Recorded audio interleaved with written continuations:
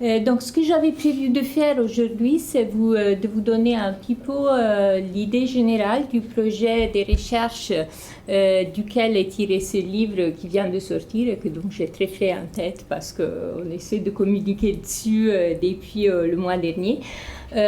Donc, si vous voulez, une présentation un peu différente du format habituel, c'est-à-dire que je voulais donner un peu plus la perspective globale que d'une analyse pointue d'un aspect particulier comme on le ferait en présentant un papier. Par contre, après, si vous avez des questions ou des remarques, aucun problème pour aller un peu plus loin sur des aspects spécifiques qui vous sembleraient plus intéressants. Donc voilà, ça c'est les livres. Donc bon, je pense de ce que vous dites que tout le monde a un peu entendu parler de cette histoire des sites Proana. Ça fait en effet un moment qu'on en entend discuter dans la presse et même les premiers articles qu'on a commencé à voir, ça date du tout début des années 2000 en fait. Aux États-Unis et puis arrivé un peu partout ailleurs dans les années suivantes. Et il y a eu non seulement des scandales ou des débats à répétition, mais aussi des tentatives de législation visant à les interdire carrément, notamment en France, 2 fois, en 2008 et en 2015. Là, en effet, là, si vous voulez, là, donc, aucun des deux n'a abouti finalement, donc ce n'est pas arrivé, mais si vous voulez, c'est quelque chose qui a un peu marqué notre trajectoire parce que les questions qui ont accompagné la tentative de législation punitive de 2008 nous ont fait interroger, nous ont fait poser la question, qu'est-ce qu'on sait de ces sites Proana? Qu'est-ce que peuvent en être les effets? Est-ce qu'il y a quelque chose d'établi dans la littérature qui nous permet de dire que c'est bien d'interdire ou pas? Et bon, la réponse était qu'il n'y a pas assez, on ne connaît pas assez, et c'est ce qui nous a en fait incité à nous lancer là-dessus en commençant cette recherche, donc en commençant à réfléchir à cette recherche qui a pu effectivement commencer un an et demi plus tard. Et en 2015, on avait en effet fini notre travail quand en fait la même proposition législative est revenue d'actualité dans le même pays, en France, et nous a un peu obligés de nous engager dans les débats en disant écoutez, nous on a regardé ça pendant des années, on a des choses à vous dire à ce sujet. Et donc ça a marqué un petit peu, si vous voulez, le début, ou même l'avant-début du projet. Et un retour vers celui-là au moment où on pensait en avoir fini, en fait. Il y a quand même, au-delà des questions cliniques, plus spécifiquement cliniques, alors certains d'entre vous sont psychologues, mais moi je suis sociologue, donc j'ai aucune prétention thérapeutique ou clinique. Il y a tout de même dans des phénomènes sociaux comme cela, toute une série d'enjeux qui interrogent le social et qui posent des questions sociologiques importantes. En ce qui concerne, là je vous dis rien de nouveau parce que c'est des thèmes qu'Acom Santé se discute, mais toute la question de que fait l'Internet à l'intermédiation médicale, le rapport entre médecins et patients, la question de l'autonomie du patient, qui revient très fort.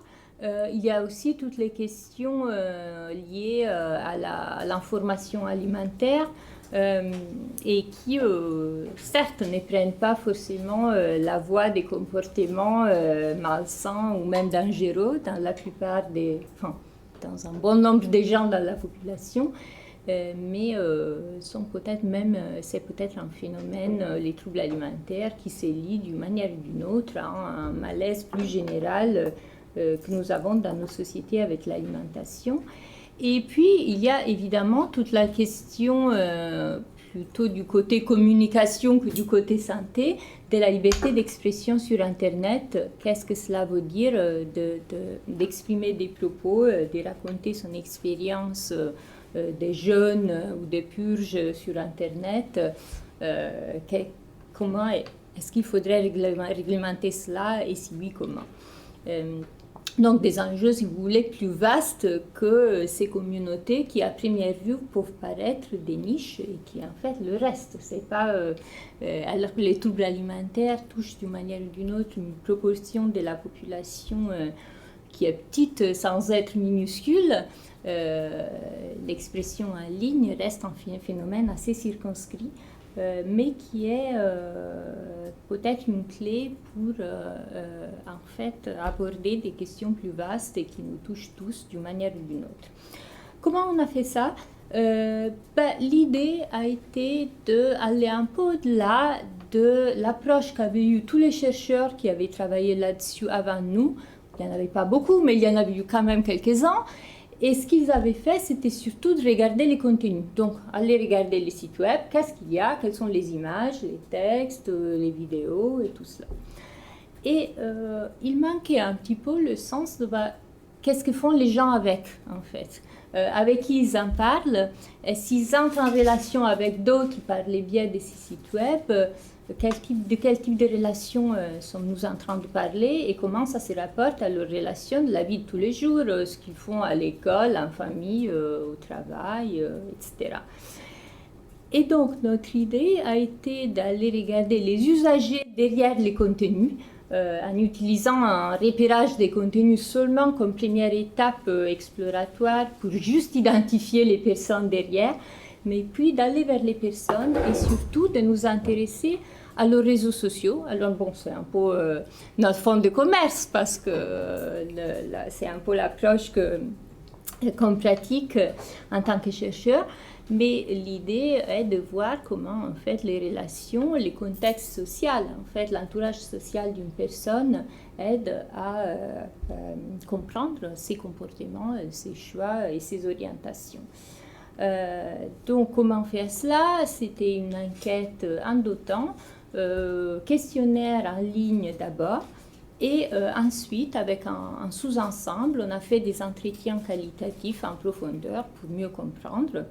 Ce qui est intéressant, donc là, rien de spécialement nouveau, c'est une démarche tout à fait classique, si vous voulez, des sciences sociales. Le questionnaire a été fait en ligne et on a fait en 2 langues, en fait, sur la France et la Grande-Bretagne pour avoir un terme de comparaison. On s'est restreint à l'Europe pour ne pas faire jouer trop d'éléments contextuels qui auraient rendu difficile d'interpréter qu'est-ce qui est lié à quoi. Et on a voulu quand même introduire un élément de comparaison entre 2 pays relativement proches sous de nombreux aspects, mais suffisamment différents pour pouvoir détecter ce qui pourrait être des effets plutôt du système institutionnel ou culturel local. Donc là, ce que vous voyez, c'était la première page, en fait, ce qui s'affichait à la page d'accueil de la version anglaise du questionnaire. La française était juste identique, mais en français. Ce qui était un peu intéressant dans ce questionnaire, c'est qu'au-delà des questions un peu standards sur les caractéristiques sociodémographiques et puis évidemment sur leur état de santé, il incluait ce qu'on appelle un générateur de noms. C'est une technique classique dans l'étude des réseaux sociaux, c'est-à-dire demander aux gens, en gros, qui connaissez-vous, avec des nuances. Et ce qu'on avait fait, c'était de le faire avec un outil graphique que je vais voir si je peux vous montrer. On en avait fait une petite vidéo. Voyons s'il se connecte. Oui, c'est bon. Alors, je vais couper le son et commenter moi-même quand même. Donc, ce qu'ils voyaient, les personnes, donc là aussi vous voyez la version anglaise, ils ouvraient, ils voyaient des instructions qui leur demandaient de dessiner leur réseau de relations dans un espace graphique qu'ils voyaient, qui était représenté comme des cercles concentriques. L'idée est que la personne, le participant, est le petit cercle au centre et autour, il place ses connaissances. Donc avec ce bouton-là, il pouvait créer un contact, un ami, un membre de la famille, et le placer. Donc, en fonction de où la personne le plaçait, en fait, ça indiquait un différent degré de proximité relationnelle. Donc, en fait, l'idée très intuitive est qu'on met les plus proches près de soi et les moins proches un peu plus loin. Donc là, par exemple, dans l'espace blanc, c'est somewhat close. On est un peu proche, mais pas tellement. Donc, on pouvait entrer autant de personnes comme vous voulez. Et avec les petits boutons là, on pouvait tracer des liens entre eux ou les mettre ensemble dans des groupes. Si par exemple c'était, imaginons, mari et femme, ils auraient un lien entre eux, ou alors un groupe, ce serait par exemple les camarades d'école, on peut dire, ou les membres d'une équipe sportive, etc. Et à chaque fois, en fait, pour chaque personne, on leur demandait de rentrer leur nom, ou enfin un identifiant, les initiales, quelque chose, le genre, et le type de relation, donc si c'était ami, collègue, membre de la famille, etc. Et donc là, bon, voilà, on pouvait jouer, effacer, rajouter, et en fait, ils pouvaient faire ça jusqu'au moment où ils étaient satisfaits, et à ce moment-là, ils enregistraient leur je vais essayer de sortir d'ici, hop, et de revenir à mon... Voilà.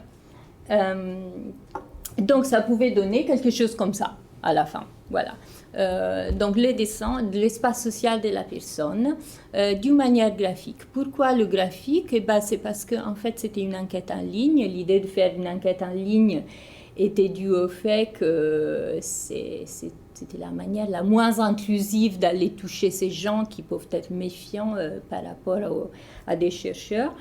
Et en même temps, l'enquête en ligne, on sait bien qu'il y a une chance d'abandon très forte. Et donc, on se disait qu'avec un truc un peu ludique, aurait augmenté la chance d'obtenir des réponses un peu complètes.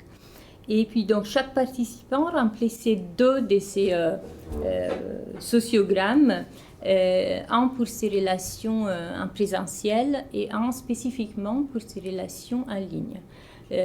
C'était quelque chose qu'on a voulu et fait exprès parce que justement, comme la recherche portait sur les sites ProAna, on voulait bien savoir, bien pouvoir distinguer qu'est-ce qui est exclusivement en ligne par rapport au reste. Après, on s'est rendu compte que les gens, quand ils avaient quelqu'un, par exemple les camarades d'école qui étaient aussi des amis sur Facebook, rarement ils répétaient parce qu'ils les considéraient principalement leurs camarades d'école quand même. Donc, c'était pas... Donc, juste pour vous donner une idée de ce que, avant de passer à la suite, de ce que ça a pu donner, là c'est un petit échantillon des dessins faits par différents participants avec des formes, des structures, comme vous le voyez, assez différentes. Là, j'ai un peu tout mélangé en ligne, hors ligne, mais juste pour vous donner une idée des résultats et d'ailleurs de la manière dont les gens se sont un peu appropriés cet outil, parce que malgré, on pourrait penser que c'est un peu contraignant avec cet espace en forme de cercle, mais en fait, ils ont pas mal joué avec, ils l'ont pas mal plié à leurs propres exigences et représentations. Donc voilà, ça c'était pour avoir les réseaux sociaux en ligne et hors ligne généraux des personnes. Et puis à la fin du questionnaire, parce qu'on s'intéressait quand même spécifiquement qui sont les personnes importantes pour leur santé, pour leur alimentation, parmi tous ceux qui ont rentré dedans. Et donc, en fait, on leur avait posé une question en disant, imaginez que vous avez un souci, et il y avait 2 cas de figure, un cas sérieux, quoi. Le médecin vous propose une hospitalisation, Et en cas plus banal, vous remarquez que vous avez une chute des chevaux importante ces derniers temps. C'est une conséquence commune de l'anorexie en particulier. Et donc, on leur demandait, si vous avez ce type de soucis, à qui vous voudriez parler. Ils voyaient la liste de tous ceux qu'ils avaient rentrés et ils pouvaient choisir, en fait, parmi leurs contacts, qui seraient ceux à qui ils s'adresseraient dans les deux cas. Ils pouvaient en rajouter si jamais ils pensaient à ce moment-là qu'il y avait quelqu'un à qui ils n'avaient pas pensé avant. Donc bon, ça on peut y revenir, c'est un peu un aperçu des données. Donc après, ce qu'on a fait, c'est qu'on a fait des entretiens qualitatifs avec un sous-ensemble. Donc au questionnaire, on a eu environ 300 réponses, moitié-moitié France, Grande-Bretagne. Et puis on a pris un sous-ensemble des participants qu'on a réinterviewé plus tard. Et en gros, l'entretien consistait à leur demander de nous raconter un peu l'histoire des contacts qu'ils avaient rentrés. Donc dire, vous avez mis Florence, donc racontez-nous un peu qui est Florence, comment vous l'avez rencontrée, qu'est-ce que vous faites ensemble. Donc c'était pour donner un peu de sens au graphique qu'ils avaient tracé, aux données qu'on avait pu récupérer de cette manière-là. Donc je voudrais, en termes de résultats, souligner 2 points particulièrement. Donc là, c'est une infographie qu'on avait fait faire à un ami artiste pour présenter au public nos résultats au moment où le projet s'est officiellement terminé. Et je voudrais surtout parler de 2 aspects qui me semblent les plus importants. La sociabilité et le soutien en ligne qui existent dans ces communautés. Et le dernier, la place des médecins, comment ils les voient et comment ils les envisagent. Donc, pour commencer avec la conclusion sur la question de la sociabilité, en gros, ce qu'on a montré, c'est que malgré tout ce qu'on peut dire, des sites dits pro-ANA, que finalement on s'est rendu compte que cette dénomination n'est peut-être pas la plus adaptée, mais qu'ils ont quand même une fonction positive qui est de renforcer la sociabilité des personnes qui seraient autrement très isolées. Ça, on le comprend facilement. Quand on a un trouble alimentaire, quand on a une anorexie, on essaie d'éviter à tout prix la soirée pizza avec les amis.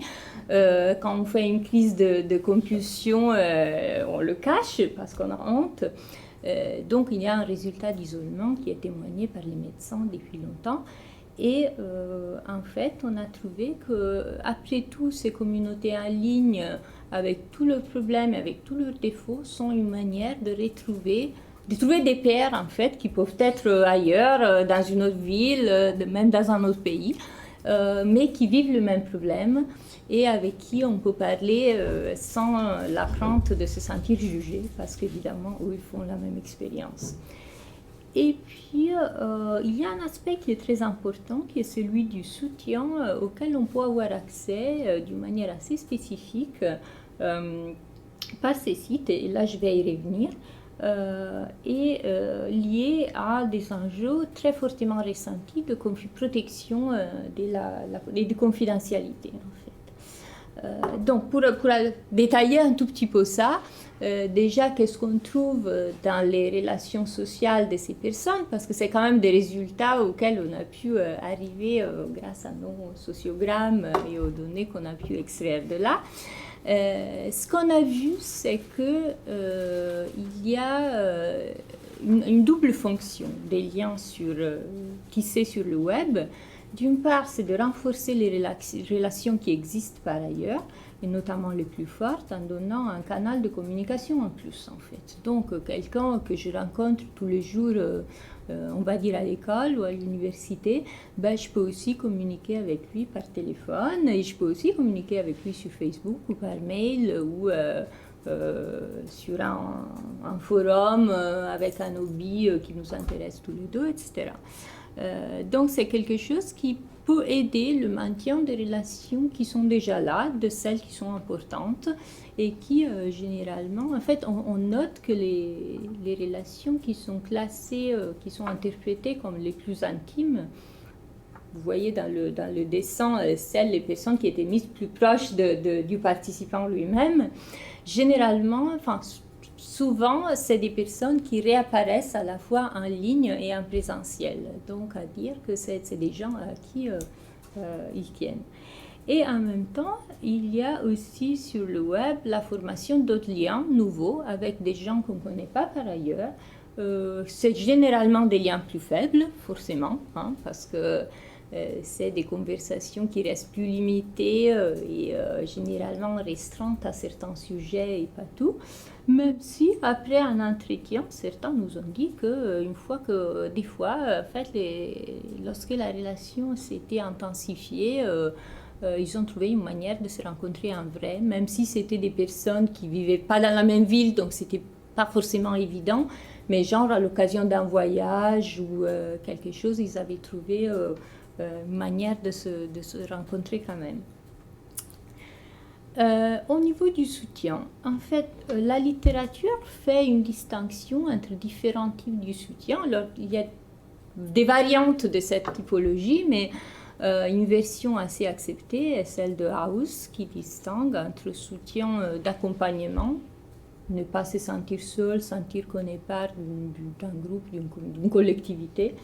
Soutien informationnel, c'est tout ce qui est information, conseil, guide. Soutien émotionnel, donc empathie, encouragement, participation. Et soutien instrumental, c'est tout ce qui est matériel, de prêter un peu d'argent à conduire en voiture, ce genre de choses. Et on a vu, en fait, vous vous rappelez, je parlais tout à l'heure des questions posées à la fin du questionnaire sur les scénarios. Le cas de la chute des chevaux et le cas de l'hospitalisation, et on demandait aux gens à qui vous voudriez parler si vous aviez ce problème. Et on s'est rendu compte, en regardant quels sont leurs choix, que pour les problèmes mineurs comme la chute des chevaux, ce qu'on veut, c'est de l'information et pas vraiment autre chose. Si on doit aller à l'hôpital, c'est un peu tout dont on a besoin. Donc, c'est des formes de soutien beaucoup plus variées auxquelles il faut penser. Et du coup, le choix des gens à qui parler change, parce que pas tout le monde est en mesure de donner des informations utiles et pas tout le monde est capable de me fournir, de m'encourager ou de, par exemple, me conduire en voiture à l'hôpital, justement, si je dois y aller. C'est pas quelque chose que je demanderais à n'importe qui. Donc, du coup, c'était intéressant de voir qui sont les personnes mentionnées dans ces deux cas de figure. Et on a vu que face à des problèmes, sans surprise, face à des problèmes majeurs, je dois aller à l'hôpital, c'est aux proches que je vais m'adresser. Voilà, c'est quelque chose à quoi on pouvait s'attendre. Par exemple, on voit que le partenaire, pour ceux et celles qui en ont, est très souvent nommé dans ce cas-là. Donc, si le médecin veut que j'aille à l'hôpital, je vais quand même le dire à mon partenaire et m'attendre à ce qu'il m'aide. C'est donc généralement des relations intimes ou très proches et généralement soit présentielles, donc pas en ligne, soit polyvalentes, les deux. Mais on trouve beaucoup plus rarement une recherche de ce type de soutien chez des liens qui sont entretenus que en ligne. Donc là, par exemple, dans le cas de cette participante-là, j'ai entouré en bleu les deux personnes donc dans son graphique social, ça c'était celui qui était hors ligne, donc en présentiel. J'ai entouré en bleu les deux contacts qu'elle a choisis comme les personnes à qui elle demanderait du soutien en cas d'hospitalisation. Et vous voyez qu'ils sont tous les deux dans la zone des très proches. Donc c'est ce qu'on disait. Parfois là, c'est un autre cas où la personne a choisi deux contacts qui sont présents à la fois dans ses relations en présentiel, là, et en ligne, et qui, dans les deux cas, sans surprise, sont considérés comme très proches, voire quasiment intimes là, elle avait superposé cette personne-là, et là aussi, à soi-même, donc à indiquer un fort degré d'intimité. Par contre, pour les problèmes du quotidien, on n'a pas du tout besoin de la proximité. On a besoin d'informations, on a besoin de chercher quelqu'un qui s'y connaisse, mais alors si c'est un proche ou pas proche, peu importe. Et ce qui est intéressant, c'est que, par exemple, là, le partenaire, il apparaît presque pas du tout. Il y a peut-être aussi un enjeu de genre là, parce que alors la plupart de nos participantes étaient des femmes. Les troubles alimentaires, il est connu, sont plus répandus parmi les femmes. Et c'est vrai qu'on peut penser que donc le nombre, on avait quelques questions sur la sexualité, il y en avait très peu qui avaient déclaré quelque chose de différent d'un partenaire hétérosexuel. Certains n'en avaient pas du tout. Mais donc on peut penser qu'il y a aussi un enjeu de genre dans la mesure où la chute des chevaux féminines n'est pas la même chose que la chute des chevaux masculines, et donc son partenaire pourrait ne rien savoir du tout sur quoi faire dans ce cas-là. Mais ça montre bien qu'on cherche des personnes différentes pour des besoins différents. Et là, par exemple, dans le cas de cette participante-là, qui est une Anglaise, elle, pour la chute des chevaux, elle choisit ses toits, un tour et un bleu, dont deux sont proches, mais la troisième, elle est parmi... Deux sont très proches, pardon, la troisième est juste proche. Donc, pas grand-chose. C'est pas ce qui est le plus important. Et on peut aller encore un peu plus loin, c'est-à-dire qu'on s'est aperçu en regardant en fait la structure des réseaux personnels des participants, donc en particulier s'ils forment des liens entre eux ou s'ils forment des groupes. Et on a essayé de comprendre, est-ce qu'il y a quelque chose qui se dégage, est-ce que les contacts qu'ils choisiraient comme source de soutien diffèrent des autres en ce qui concerne la manière dont ils se rapportent aux autres, en fait. Et on s'est aperçu qu'en fait, on s'appuie surtout sur des relations individualisées, c'est-à-dire des contacts. On va demander du soutien à des gens qui n'ont pas de lien avec les autres dans mon réseau personnel. C'est une manière, en fait, de contrôler les fuites d'informations, de contrôler sa réputation quelque part et sa vie privée. Là, par exemple, donc dans le graphique, vous avez le cas d'une personne. Donc, celui d'en haut, c'est son réseau en présentiel et celui d'en bas, c'est son réseau en ligne. Et la personne qu'elle a choisie pour l'hospitalisation, donc pour obtenir du soutien en cas d'hospitalisation, est celle qui a un tour et un bleu. Donc, quelqu'un qui est très proche et quelqu'un qui est isolé. Vous voyez, cette personne-là ne connaît personne d'autre dans le réseau individuel de la participante en question. Elle n'a pas choisi un de ceux qui ont des liens entre eux ou qui sont membres d'un groupe. Et c'est quelque chose que les entretiens ont confirmé. Effectivement, on a eu beaucoup de personnes qui nous ont dit que finalement ils n'en parlaient pas trop de leurs problèmes avec les plus proches, parce que soit elles ne comprenaient pas, soit ils avaient une certaine honte quelque part, et soit, comme dans le cas de ces témoignages-là, je n'ai pas envie que tout le monde soit au courant non plus, parce qu'après on se sent épié pendant les soirées. Elle a peur que les autres regardent combien elle mange si ils sortent ensemble. La deuxième, là, qui dit qu'elle n'a pas envie de trop embêter ses amis trop proches avec ça, en fait, elle racontait qu'elle leur avait dit, à un moment, elle avait été vraiment hospitalisée, et elle disait, à ce moment-là, mes amis l'ont su, inévitable. Mais après, en fait, elle ne se sentait pas guérie du tout, au point qu'elle continuait à fréquenter les communautés en ligne sur les troubles alimentaires et tout cela. Mais pour ne pas se faire embêter, elle avait dit à ses amis qu'elle était guérie, qu'elle n'avait plus de problème, et elle avait en fait caché le fait qu'en réalité, elle n'allait pas bien. Et donc c'est quelque chose qui résonne beaucoup avec l'expérience, le vécu des gens et ce dont elles sont conscientes elles-mêmes. Mais la grosse différence est que cela arrive en présentiel, mais pas en ligne. C'est-à-dire qu'en ligne, on a des groupes spécialisés où on parle que de troubles alimentaires, où on ne peut pas faire le lien avec le reste de la vie de la personne parce qu'on ne le connaît pas. Et donc, du coup, on peut se confier, on peut raconter ce qu'on n'aurait pas le courage, en fait, de raconter à ses vrais proches, à sa famille, à son partenaire, parfois, ou à ses amis d'enfance.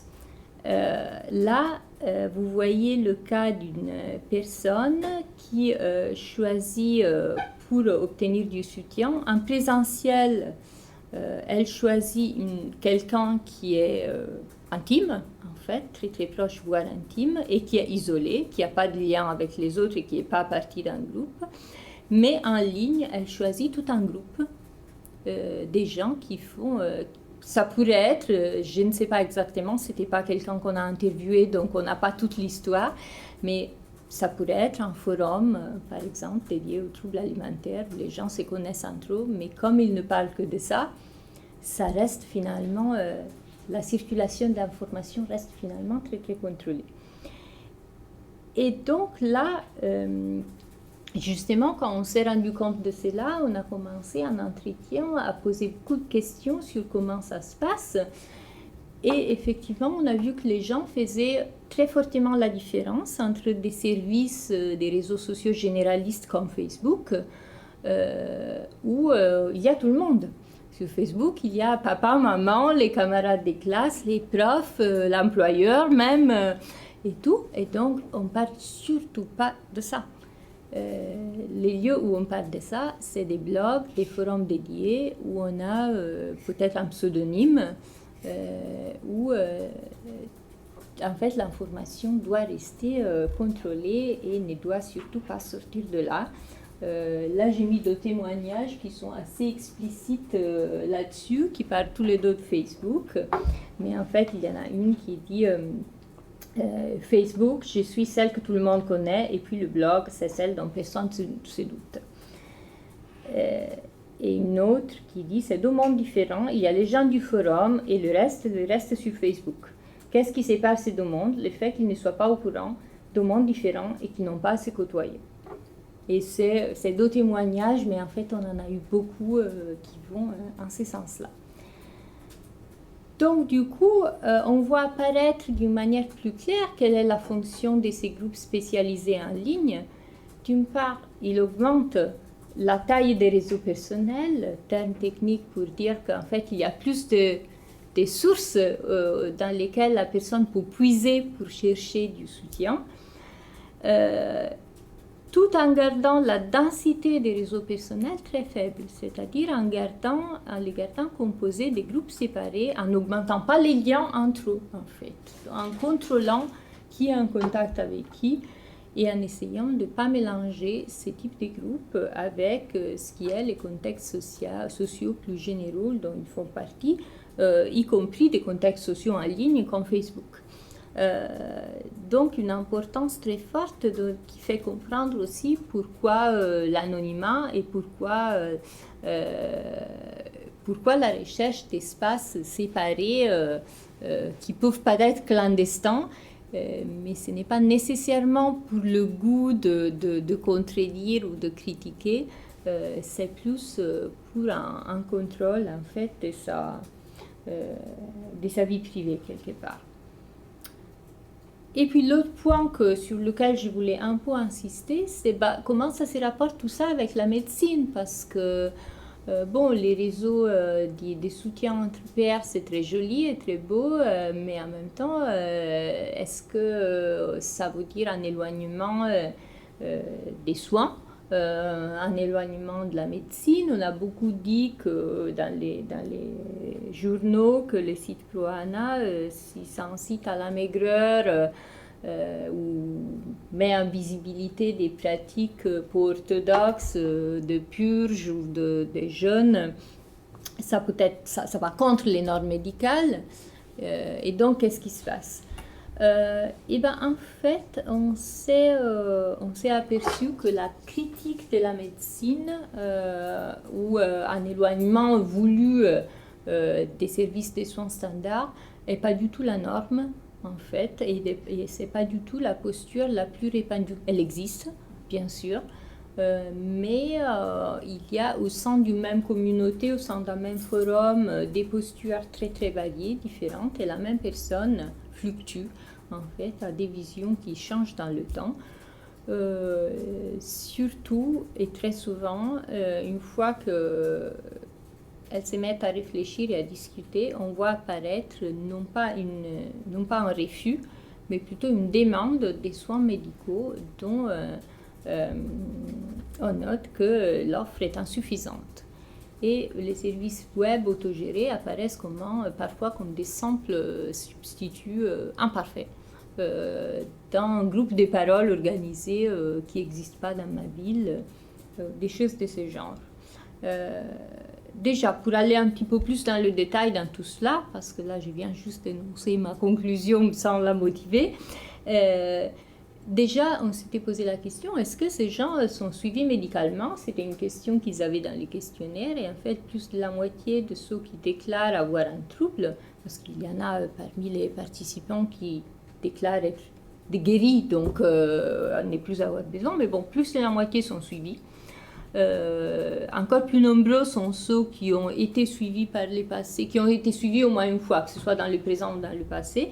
Il y a un taux d'abandon relativement élevé, mais globalement, il y a un rapport très répandu avec les suivis médicaux. Généralement, ceux qui sont suivis par plusieurs spécialistes en même temps. Donc, ça peut être le psychiatre, le psychologue, les nutritionnistes, différents types de prise en charge en fonction c'est un peu en fonction du type de trouble, évidemment, mais aussi en fonction du contexte. En France, la psychiatrie est prise en charge par la sécurité sociale, et donc c'est le premier choix pour beaucoup de gens.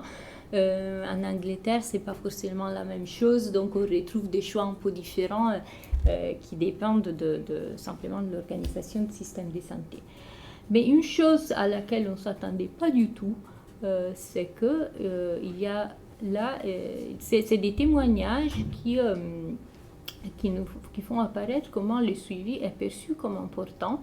Là, c'est un petit extrait d'un entretien avec une modératrice d'un forum, à laquelle on avait posé la question, si vous avez quelqu'un qui frappe à votre porte et qui dit je veux entrer dans le forum, qu'est-ce que vous faites pour prendre une décision? Est-ce que vous l'acceptez, vous ne l'acceptez pas?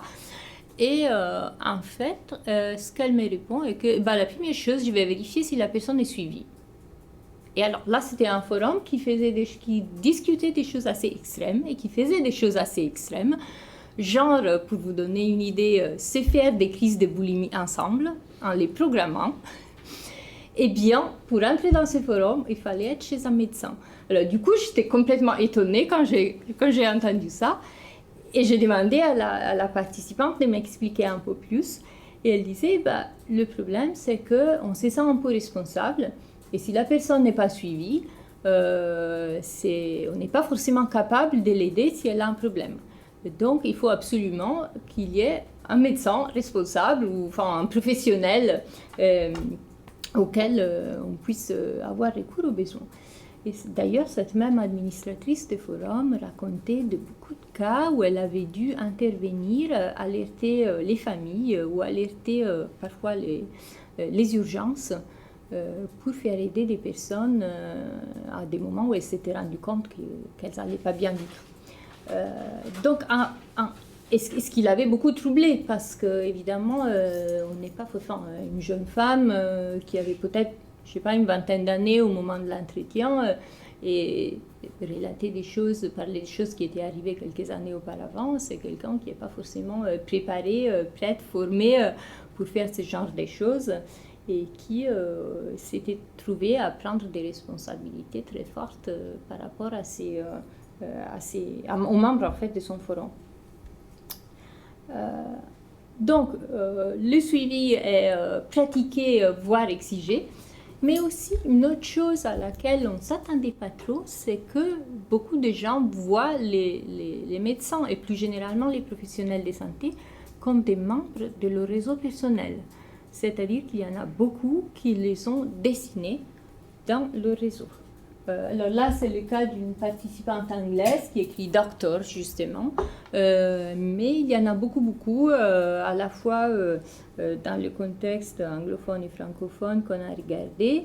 Et puis, on n'a peut-être même pas la somme, on n'est peut-être même pas capable de faire la somme totale, c'est-à-dire que parfois, ils les ont appelés par leur nom.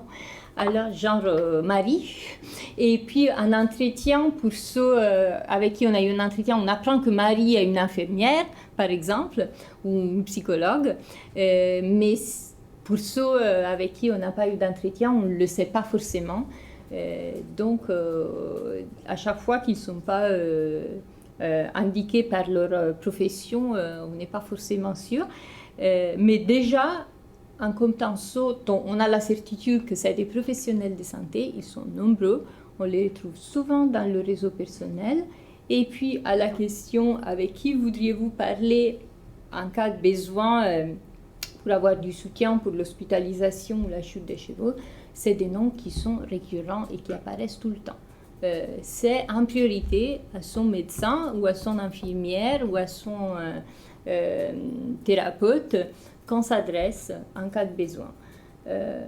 Donc, du coup, en fait, c'est quelque chose qui dénote une confiance, d'ailleurs, en les professionnels de santé qu'on ne soupçonnait pas ou qu'on ne soupçonnait pas être si forte avant d'entamer notre recherche. Et ce que, pas tellement les questionnaires, mais ce que les entretiens ont vraiment fait apparaître très fortement, c'est l'idée que l'offre de soins est très fortement insuffisante. Non pas tellement les soins spécialisés, c'est-à-dire que quelqu'un qui a une anorexie, qui arrive à peser 30 kg, qui va très mal, il est très bien pris en charge. Il y a des structures, d'ailleurs en France comme en Angleterre, les pays qu'on a regardés, il y a des structures de très grande qualité, spécialisées, où tout se passe bien, où d'ailleurs tous les participants qui en avaient fait l'expérience en parlaient positivement. Mais le problème est pour ceux qui sortent de l'hôpital et qui ne sont plus très graves, mais qui vont quand même pas super bien. Le problème se pose pour ceux qui vivent loin des structures spécialisées dans les milieux ruraux et qui peut-être s'adressent à leur médecin généraliste qui n'arrive pas à reconnaître ce qui leur arrive, sachant d'ailleurs que on a le trouble alimentaire le plus connu est l'anorexie et on sait bien l'associer à un état de maigreur extrême. Mais le problème, c'est que les anorexiques, parmi nos participants, ça faisait 20% des gens. En fait, il y en a plein qui ont des boulimies, qui ont des compulsions, qui passent par des phases anorexiques, boulimiques ou autre chose, et qui ont un poids soit normal, c'est-à-dire selon les catégories de l'Organisation mondiale de la santé, aurait un IMC normal, soit même un surpoids, et qui ne montre pas forcément les signes d'un trouble. Alors, un médecin spécialiste averti reconnaîtrait par exemple une boulimie par la couleur des dents ou d'autres petits signaux comme ça, mais pas forcément un médecin généraliste ou un autre type de professionnel qui n'a pas l'habitude. Et donc, il y a le problème des personnes en fait qui ont des symptômes subcliniques, pas très développés, qui n'ont pas encore eu un diagnostic et qui aussi qui ont des troubles plus rares. Les compulsions alimentaires, par exemple, sont plus difficilement reconnues que la boulimie et l'anorexie. Et ça commence à rentrer dans la pratique médicale aussi, mais c'est plus difficile d'arriver à avoir un bon diagnostic si on a un trouble moins connu que les médecins non spécialistes auraient plus de mal à reconnaître. Et donc, du coup, on a des témoignages des gens qui nous disaient, qui nous racontaient qu'elles s'étaient elles-mêmes mises à créer un forum et à poster des résumés d'études américaines qu'elles prenaient de PubMed pour informer les autres et mettre un mot sur un mal. Évidemment, sans être un médecin, sans avoir une formation, c'est pas évident de faire ça proprement. Il y a beaucoup de gens qui disaient qu'au moment où on n'est plus maigre à être à risque de vie, on n'a plus droit à un suivi alors qu'on ne va pas forcément bien, et que donc ça, c'est un problème.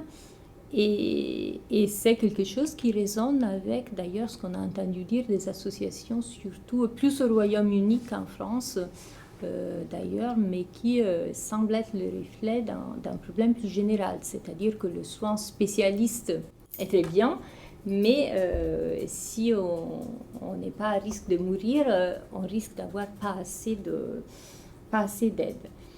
Et donc voilà, pour résumer un peu et laisser quand même quelques minutes aux questions, c'est un peu un cadre différent qui apparaît de cette recherche, au-delà de ce qu'on a pu dire et des contenus qu'on voit, parce que si on fait une recherche pour ANA, on voit quand même des inspiration, on voit quand même des contenus qui peuvent paraître dérangeants et on se dit mais qu'est-ce que c'est que ça? Et on en a vu, mais au-delà de cela, il y a des pratiques qui témoignent de beaucoup plus d'ambiguïté et d'un rapport en fait plus constructif avec la médecine, même s'il reste critique, mais c'est critique parce qu'il n'y en a pas assez et pas parce que c'est pas bon, ce qui n'est pas forcément ce à quoi on s'attendait au départ.